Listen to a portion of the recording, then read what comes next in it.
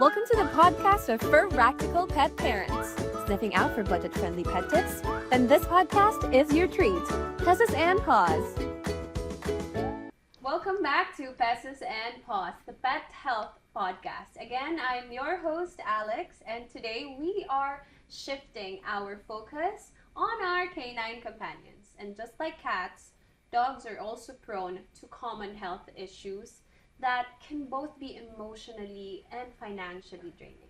But to discuss further about that is we have our guest doctor, veterinary doctor. We have Dr. Xander. Welcome back, doctor. Thank you, Miss Alex. It's great to be back here.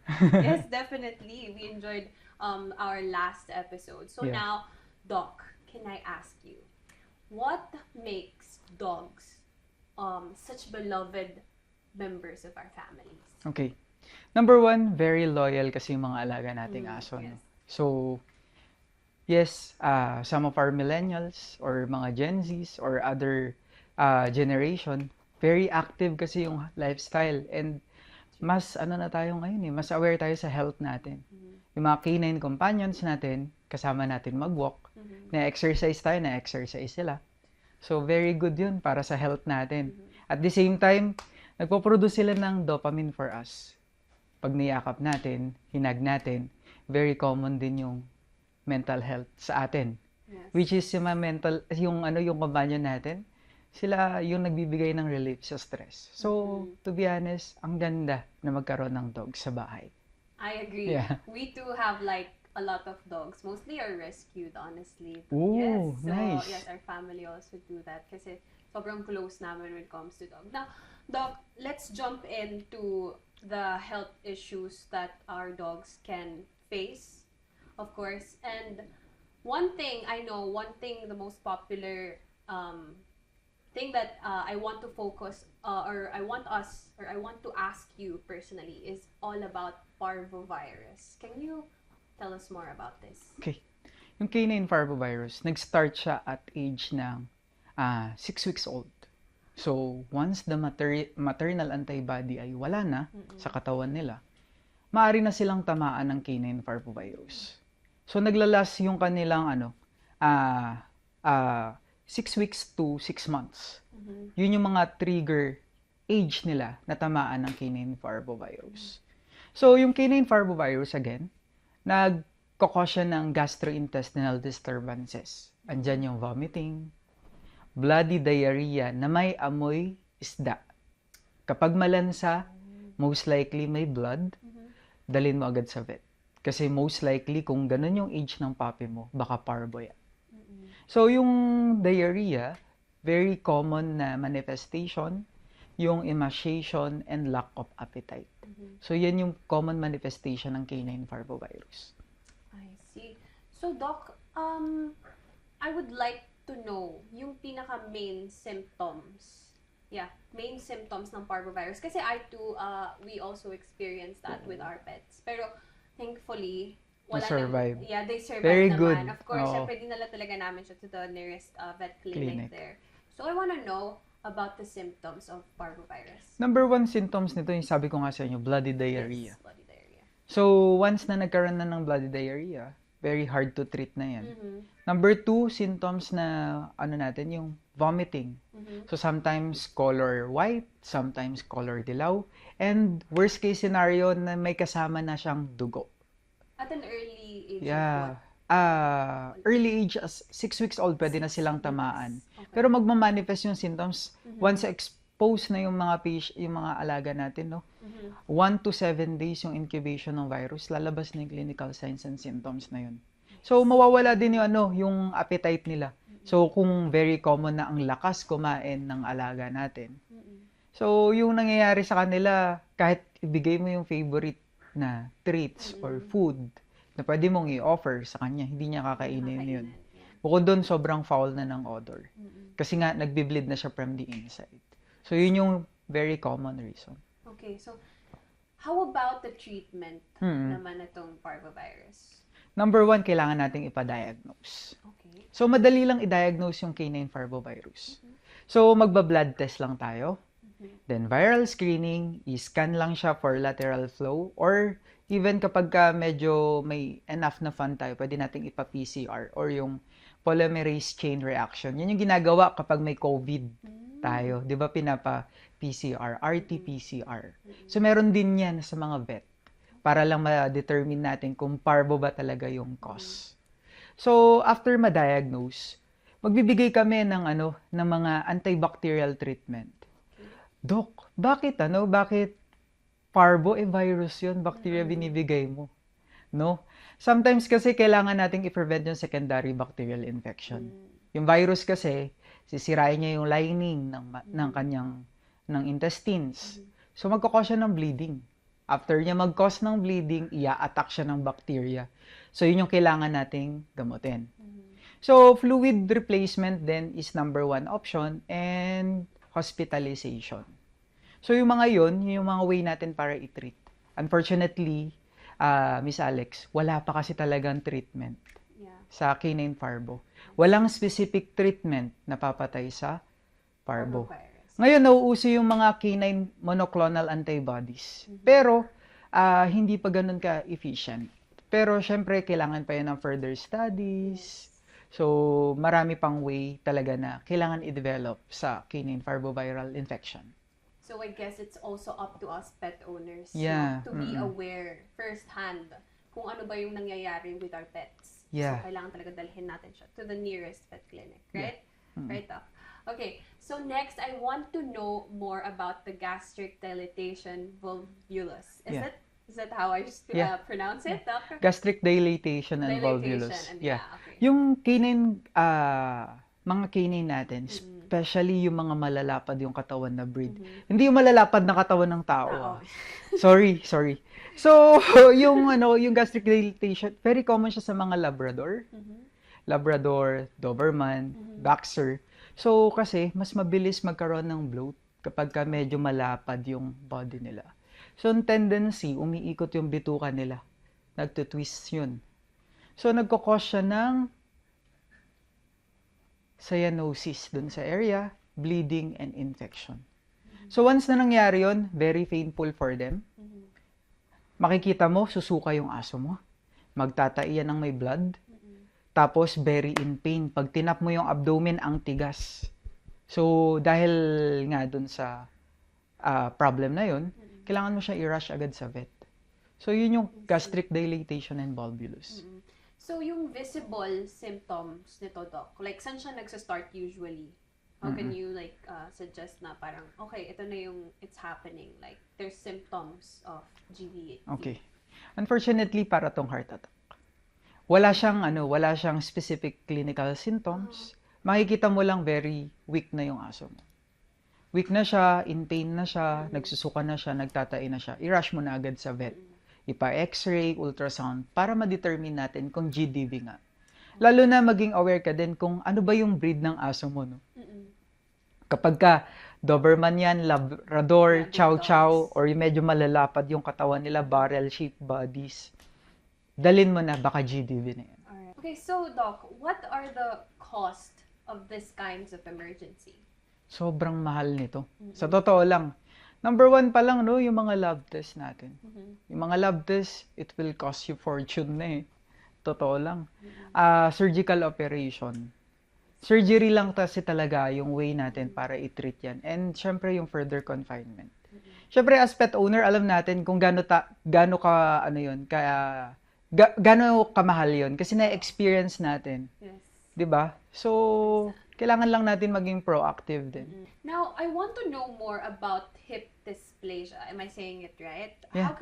How can this affect our dogs? I think well, hindi pa naman siya na-experience ng dogs ko.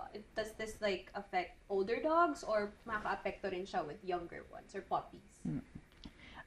May mga uncommon sa mga puppies to or mga small breed. Pero kapag super likot ng alaga mo, especially talon ng talon, pag nakita ka very excited, tatalon sa bed, sa upuan, tas namali sila ng yan, pwedeng magkaroon ng hip dysplasia.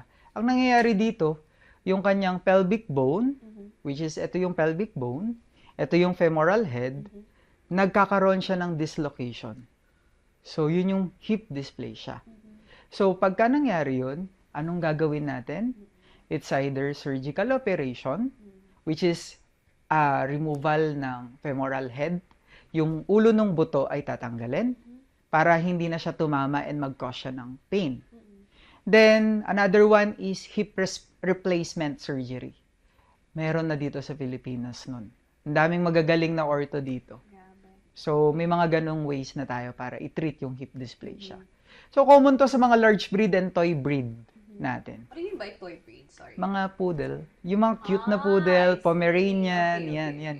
Yung mga chihuahua natin na sobrang likot, yan. Okay, I see. Oo nga, parang sila nga, mas sila yung mga prone to hip. Kasi sobrang likot nila, di ba? Totoo. Pag nakita nila kayo, magzuzoomies pa, no? Tatangayin yung tsinelas. Paano naman siya ma-identify na meron ng hip dysplasia? Like, what's the symptoms that pet owners should look out for? Number one, no, kapag ka may experience ng trauma, expect ka na. Like, trauma is nalaglag yung aso mo. Ay, nalaglag yung aso ko. Ano yung mga kailangan kong tignan? Number one, yung limping sa hind leg or yung sa paa niya, dito sa legs niya, sa likod. Number two, kapag ka namamagana yung area. So, makakita ka kasi ng tenderness, redness. And sometimes kapag di na-treat, nagkakaroon pa ng hematoma o pagpapasa. Hindi lang tayo nagkakapasa, pati yung pet natin. No?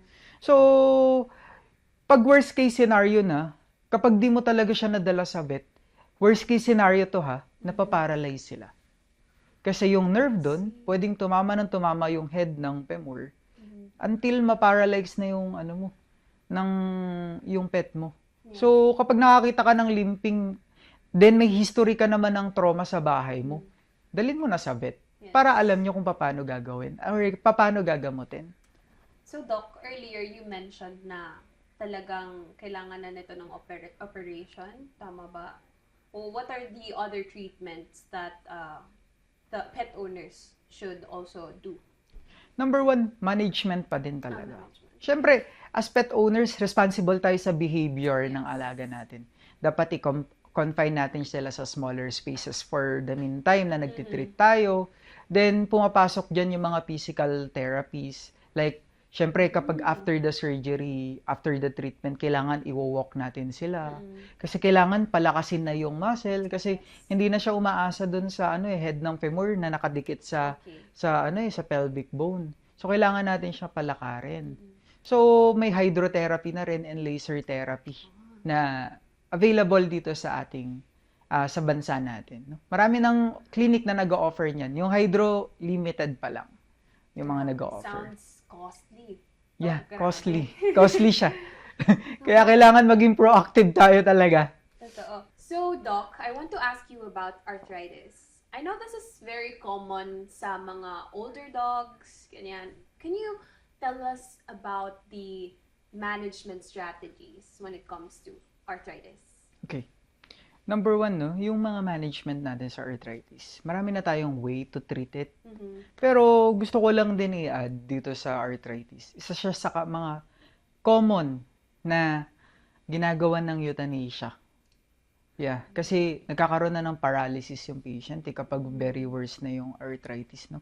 Sa US, yan yung pinaka-common dilemma nila or sa other countries. Yung mga pet owner, ayaw na nila mag-suffer yung alaga nila. They opt into euthanasia na. So, may mga ways naman to determine kung ano pa yung probability and prognosis ng pet natin. Number one dyan, yung lab test, no. And also, I want to add, sa mga treatment, kailangan lang natin ng tamang supplementation, pain reliever management, and syempre, mga vet visits and laboratories. So, in that way kasi, mas magkakaroon tayo ng proper gauge dun sa severity ng arthritis ng pet mo. Yun. Alright. So, now, let me ask, what are the pet owners, or what will they expect when it comes to long-term expenses? Long-term expenses. Yes. Okay. Very common talaga to, no? Ang hirap kasi talaga, pag arthritis na yung pet, ma-expect mo chronic sakit na to. Yes, and if you want to Yeah, keep your dog. oo. Pagka sinabi natin, chronic na, long term mo talaga siya i-manage. Magma-monthly check-up ka, yung pet mo kailangan may physical activity na, dapat hinihilot mo na siya, nililaser mo na siya. So, kailangan may monthly check-up talaga pag arthritis. Meron kaming ini-inject or binibigay sa clinic, every month siya. So, para mas stable yung patient, hindi siya nakakaramdam ng pain. Binibigyan namin siya ng shot na yun, every month. Pero dapat, syempre, consistent ka para makuha mo yung effect. So, sometimes yung ibang pet owner, nakakalungkot, Alex, no? Dito sa Philippines, hindi nagiging masyadong devoted because of finances. Yeah. So, yun naman yung problem natin sa mga medyo matatandang dogs na. Hindi rin natin maiwasan yung arthritis, tayo nga nagkaka-arthritis, di ba? Ayun. So, yung mga disease ng mga tao, nagiging disease din ng hayop. Doon mo natin marirealize na yung management sa human, sometimes may pagkakapareho sa vets din. Yes. So, syempre kung gaano ka costly yung gastos mo sa iyo or sa ating mga magulang na nagkaka-arthritis, sometimes pareho lang din ng pet natin. I see. Yeah. Now, we've discussed this previously then for cats. I want to ask, what's the difference between bacterial enteritis for dogs? Anong difference niya with, cats? Can you tell us more about this? Okay. To be honest, halos wala silang pagkakaiba, no? Pareho silang monogastric. So, yung mga monogastric, single lang yung stomach, unlike cows na may 4 compartment, sila, yung mga bacteria nila, almost the same lang sa mga pusa. Tinatawag silang mga obligate omnivore. So, majority ng food nila is from the protein. So, yung mga bacteria, pareho lang. So, sa bacterial enteritis, nagkakos pa rin siya ng bloody diarrhea. So, bloody diarrhea, vomiting, so mga GI problem, inappetence, pagsusuka, or mga pagpayat, yan pa rin yung mga common clinical signs and symptoms. So, sa totoo lang, isa sa nakikita namin na reason kung bakit nagkakaroon ng bacterial and gastroenteritis yung ating mga pasyente is because hindi natatapos ng mga pet owner yung pagbibigay ng antibiotic. That's very important. Oo. Kasi, nagiging resistant na yung microorganism. Nagre-resist na sila. So, once umulit ulit yung ganitong klaseng problema, bacterial gastroenteritis, wala. Mahirap nang i-treat. Long na yung confinement, long na yung treatment, mahal na. So, very, very hard na rin as vet na mabigyan kayo ng proper prognosis. I see.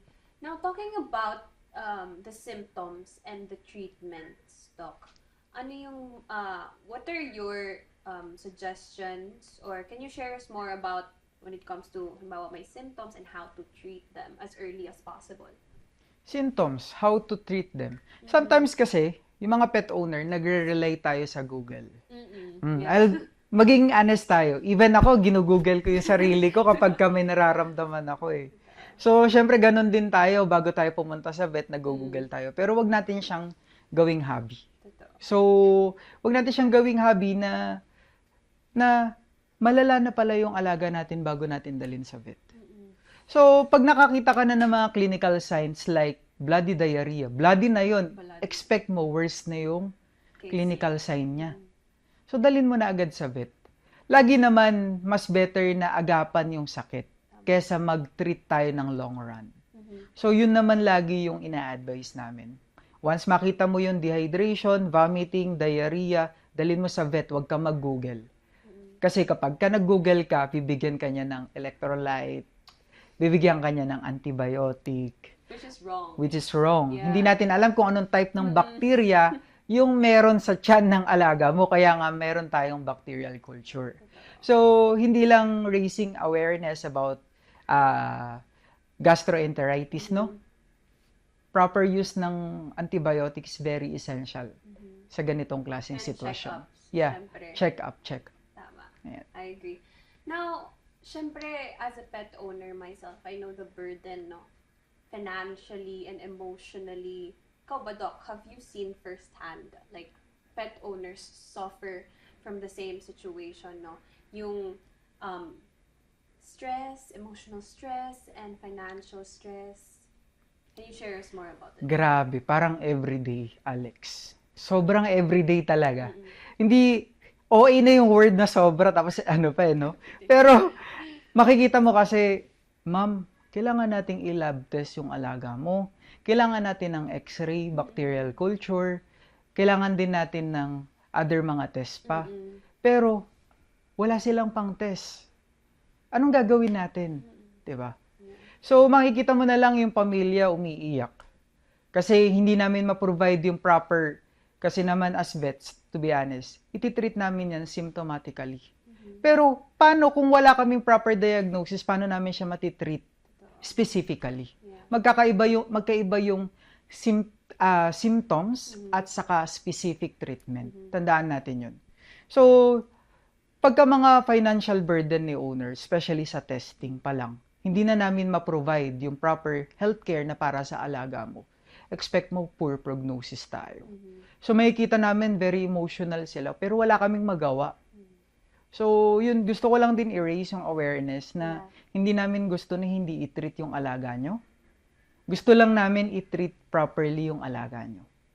So pagka hindi kasi natin tin-treat properly yung alaga mo, maaari yung mga clinical symptoms ay mas mag-worsen, mas lalakas yung mga possible na complication.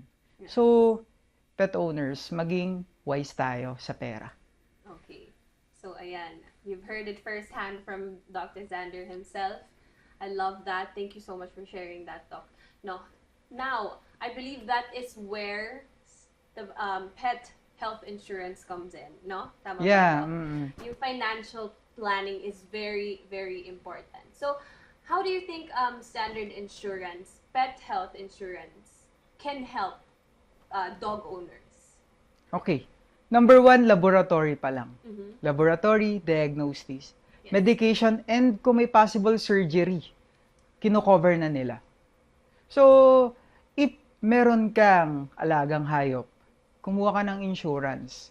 Kung ikaw ay mga working millennials like us, or working Gen Zs, or syempre hindi lang naman natin nililimit sa generation. Kung ikaw ay maganda yung financial planning mo, di mo na kailangan mag-isip na may pera ba akong gagastusin para sa alaga ko, di ba? Papapagamot na natin siya, pabibigyan na natin siya ng proper medication, magiging specific yung treatment namin, hindi ka magagalit sa amin. Hindi sasama yung loob mo. At hindi ka mag-run sa social media. Yun talaga yung most important, most highlighted part. Hindi ka mag-run sa social media. And syempre kasi we treat our dogs as family members. And I think it's very important for us then to be aware of their wellness. Yeah, tama. Number 1, ikaw i-interviewin ka ng doktor. No? Bibigay mo lahat ng klinika, Doc, ang sakit ng tiyan ko. Doc, ganito yung nangyayari sa akin. Sa amin, hindi namin magagawa yun sa aso. Sa pets, of course. So, we're relying on laboratory tests. So, yun yung reason bakit medyo mahal magpa-vet. Pasensya, pero kailangan kong sabihin. So, kaya yung reason bakit mahal magpa-vet, hindi namin may interview yung pet mo. Nahihirapan ka na ba huminga? Hindi namin matatanong yun. So, we're relying on x-ray, testing ng blood chemistry, SpO2, di ba? So, tama. I love that we're very honest and direct to our listeners, no? That's very important. And, Doctor, can you talk more about the coverage when it comes to pet health insurance for dogs? Number 1, Alex, sagot nila yung consultation. Consultation, laboratory, and surgery, if ma-surgery man yung pet mo. At the same time, yung mga other costs like confinement and further treatment. So, dapat within the limit lang din siya. So, kailangan lang nating alamin kung ano talaga yung cost. So, kung pasok siya sa coverage na yun yung makukuha mo as pet owner. Siguro, if i-estimate natin around 50,000 yung maximum coverage nila. Wow. So, hindi ka mahihirapan sa financial stress na dala ng sakit ng alaga mo. Kailangan mo lang maging wise. Tama. Piliin ng standard pet health insurance. I love that. I love that part na pin-remote mo talaga. Pero for sure, of course, if our listeners today wants to know more about the coverage, they should definitely visit their website and of course call their number, talk to the pet health insurance team for further details. Tama po ba? Tama, Doctor? tama. Yeah. Thank you so much again for discussing this episode with me today, no, Doctor? It was very informative and very helpful. Salamat din, Alex. So, makikita nyo, medyo naging emotional din kami. Ako, Yeah. especially sa mga cases. So, gusto ko lang din ng proper healthcare para sa alaga nyo. Yes, and I think everyone wants that, Yeah. no? Everyone watching and listening today. Thank you so much, Dr. Zander, no? And to our listeners, we'd love to hear from you. You can share us your experience in the comments down below. And if you want to learn more about the Standard Insurance Pet Health Insurance, you can go and visit their website, Facebook page, and call them, the number in your screens. Join us next time here at Peses and Paws. We will be discussing emergency vet treatments. And until then, stay informed. Bye! Bye!